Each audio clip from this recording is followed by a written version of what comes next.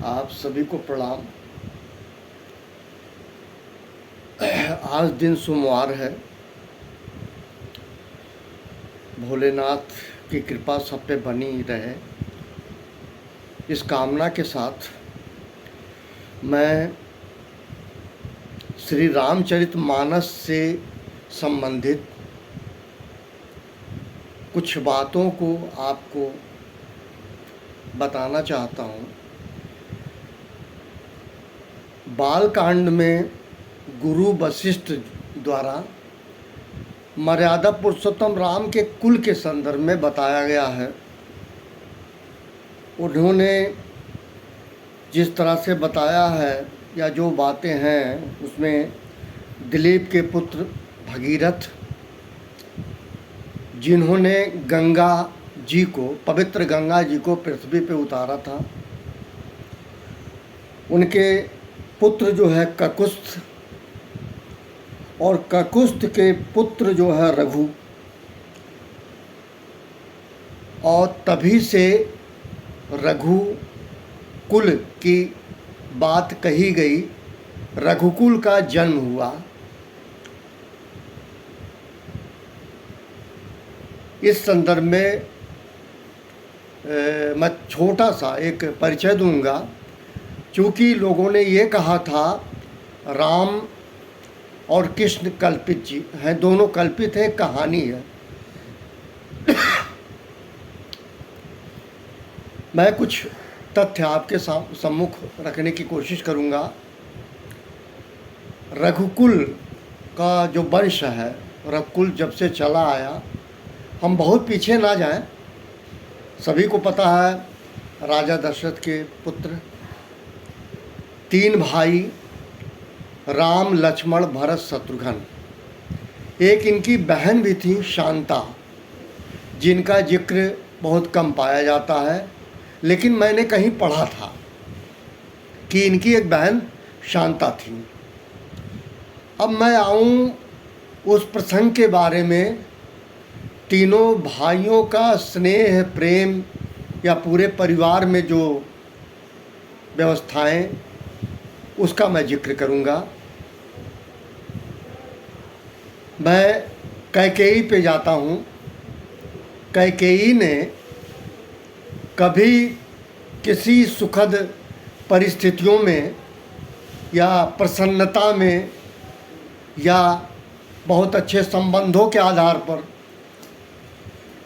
राजा दशरथ से 2 वचन ले लिए थे, 2 वचन मांग लिया था। राजा दशरथ ने सहर्ष 2 वचन दे दिए थे। उस वचन का इस्तेमाल विपरीत परिस्थितियों में कुंवरी या मंथरा के कहने पे कैकेयी ने प्रयोग किया। मैं कहूँगा जो शक्ति दी थी राजा दशरथ ने कैकेयी को, उस शक्ति का उन्होंने दुरुपयोग कर दिया। और दुरुपयोग किया, केवल सिर्फ इतनी बात थी कि कुंवरी ने कैकेयी को इतना कुछ समझा दिया कि कैकेयी विचलित अवस्था में अपना होशो हवास खो बैठी। थोड़े समय के लिए कि विधवा का रूप धारण भी कर लिया। जब राजा दशरथ आते हैं तो राजा दशरथ को अनिष्ट की आशंका हो भी जाती है, और उन्होंने उसी 2 वचन को कैकेयी ने राजा दशरथ से मांगा। राजा दशरथ ने वो 2 वचन चूँकि दिया था पहले, उन्हें शायद राजा दशरथ को इसका अंदाज़ा भी नहीं होगा कि विपरीत परिस्थितियों में, मेरे परिवार की विपरीत परिस्थितियों में कैकेयी इस शक्ति का, इस वचन का दुरुपयोग करेगी। कालांतर में आप जानते होंगे कोई भी अपनी पत्नी का नाम कैकेयी नहीं रखता। अभिशप्त हो गए, एक अभिशाप हो गया कि कैकेयी नाम नहीं रखा जाएगा। मैं बहुत ज़्यादा गुण दोष पे नहीं जा रहा हूँ। वो एक बात याद आती है, रघुकुल रीति सदा चलाई, रघुकुल रीति सदा चली आई, प्राण जाए पर बचन न जाई। ये बात कितनी प्रासंगिक है। ये रघुकुल की ही बात है जो राजा दशरथ से उसने मांगा था कैकेयी ने, और उस वचन को पूरा करने में पूरा अयोध्या छत बिछत हो गया, पूरा परिवार तहस नहस हो गया। मैं कहूँगा इस प्रकार से मैं अयोध्या कांड के प्रसंग को लेता हूँ।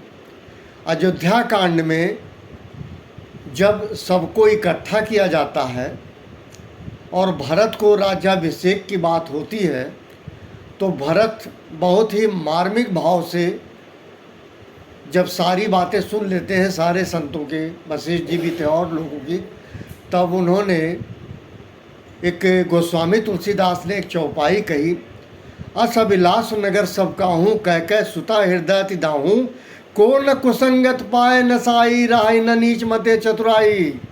मतलब कैकेयी की छाती जल रही थी, उसका सीना जल रहा था जब कुंवरी दौड़ के बताती है कि राज्याभिषेक की तैयारी हो रही है, सारे अयोध्या में सब लोग खुश हैं। यही चीज़ जो है कैकेयी को अखरती है और कैकेयी ये सब कुछ कर बैठती है जो अनिष्ट होता है, जिसमें मर्यादा पुरुषोत्तम राम को 14 वर्ष का वनवास होता है। पर इन सारे घटनाक्रम में राजा दशरथ की मृत्यु हो जाती है, भरत आते हैं। आमतौर पे जो होता होगा, सारे लोग रहते हैं, कभी कोई भी गलत संवाद राम से भरत के संदर्भ में आपने नहीं सुना होगा। ठीक इसी प्रकार ऐसा कहा जाता भरत ने कुछ ज़रूर अपनी माँ को कहा होगा, इसकी प्रमाणिकता है नहीं है मैं बहुत ज़्यादा नहीं समझ पा रहा हूँ, लेकिन सारे भाइयों में मतलब इंक्लूडिंग राम, चारों भाई राम लक्ष्मण शत्रुघ्न भरत,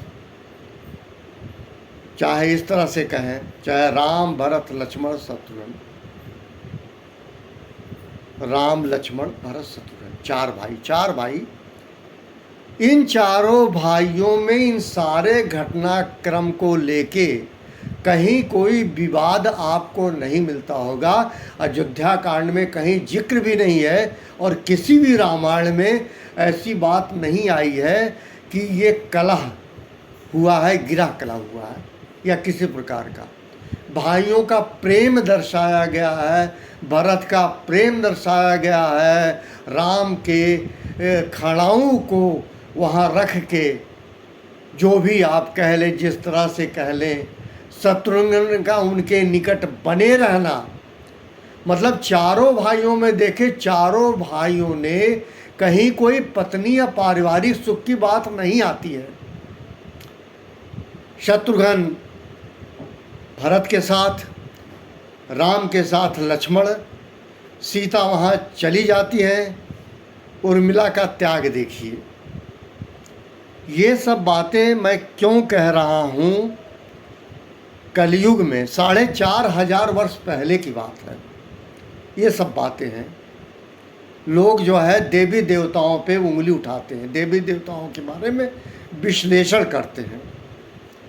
मैं विश्लेषण नहीं कर रहा हूँ, मैं विद्वान नहीं हूँ, मैंने जो पढ़ा है, जो जाना है, उस बात को आपके सम्मुख रख रहा हूँ।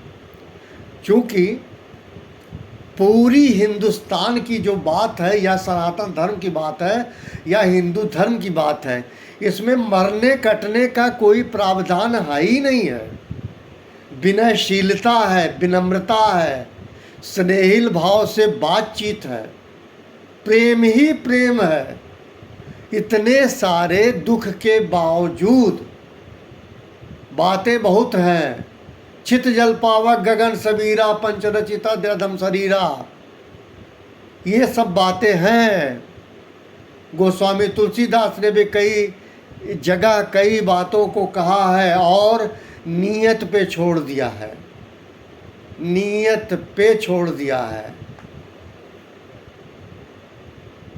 यही बात मैं कहना चाहता हूँ आप सभी से कि जन्म तो आपके वश का है नहीं, जन्म माता पिता देते हैं। मृत्यु भी आपके वश का है नहीं, मृत्यु ईश्वर के हाथ है। तो जन्म होने के बाद और मृत्यु के पूर्व जो बीच का आपका यात्रा है, उस यात्रा के बारे में मैं यही कहूँगा, प्रेम से जी लीजिए। किसी ने कहा है कि जीवन का उम्र कम हो, ये ठीक है, लेकिन सबसे ज़्यादा ये ठीक है बहुत अच्छा हो। लोग कहते हैं शतायु हो, दीर्घायु हो। अरे भाई, आप इस तरह से आशीर्वाद दे रहे हैं, वो क्या करे, अपाहिज हो जाए। 60 साल बाद वो उसके पैर काम नहीं करते, आँख काम नहीं करते, नाक काम नहीं करते, कान काम नहीं करते, पैर उसके साथ नहीं देते, वो स्वयं से पानी नहीं ले सकता। इस तरह का आशीर्वाद आप लोग क्यों देते हैं? आप लोग कहते हैं दीर्घायु हो, शतायु हो, ये हो वो हो। क्यों उसको दीर्घकालिक जीवन का ये आशीर्वाद दे रहे हैं? उसको बड़ी तकलीफ होगी जो जो उम्र बढ़ेगा। एक आयु होती है, पहले भारत में कहते थे 60 साल आयु है, आज क्या है 70-80 बरस जी रहे हैं। उसका कारण मुझे बहुत ज़्यादा नहीं पता, मुझे ऑथेंटिक नॉलेज है भी नहीं, मैं इन चक्करों में पढ़ने वाला भी नहीं हूँ। पर आप इस तरह की बातें क्यों कहते हैं? कहते हैं सातों जन्म का साथ रहे, आप कहते हैं शंकर पार्वती की जोड़ी बनी रहे, राम सीता की जोड़ी बनी रहे। अरे आप यह क्यों नहीं कहते हैं सास ससुर की तरह जोड़ी बनी रहे? जिनको आप देख रहे हैं, जिनको आप नहीं देखे हैं, उनको क्यों घसीटते हैं देवी देवताओं को आशीर्वाद देने में?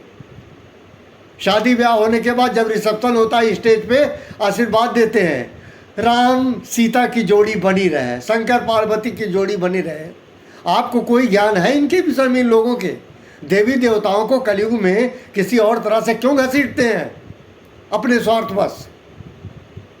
और जबकि आप बरबहू को देखते भी नहीं है, आप भी वीडियो बनाते हुए देखते हैं कि हम फोटो में आ रहे हैं कि नहीं आ रहे हैं, ताकि रिप्ले हो सके। थोड़ा सा ध्यान रखिए और प्यार मोहब्बत से जीना सीखिए।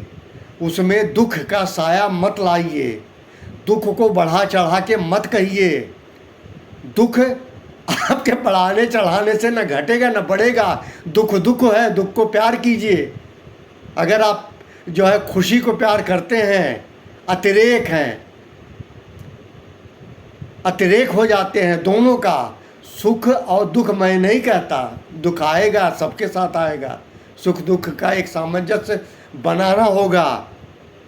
मैं इसलिए कह रहा हूँ कि मैंने मर्यादा पुरुषोत्तम राम के विषय में कहा, ये भी एक मर्यादा है कि चारों भाइयों में कहीं भी विवाद नहीं हुआ।